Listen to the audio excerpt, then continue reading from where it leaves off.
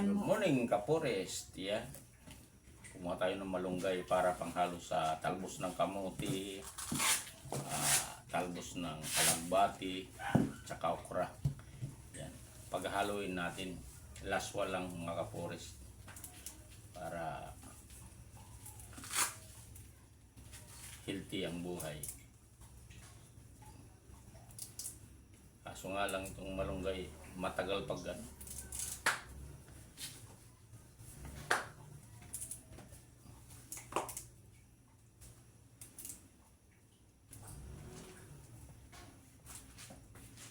Ubusin to.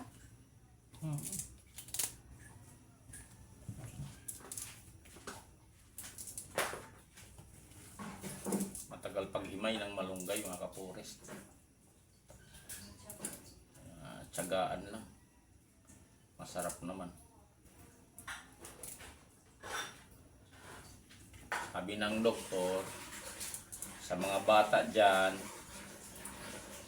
kumain kayo ng gulay dahil pampatangos ng ilong, pampahaba pa ng buhay.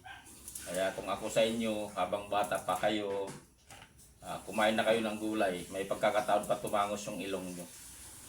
Kaya ako dati kasi hindi kumakain ng gulay eh. Kaya tingnan mo yung ilong ko dapa. Gusto nyo maging ganon?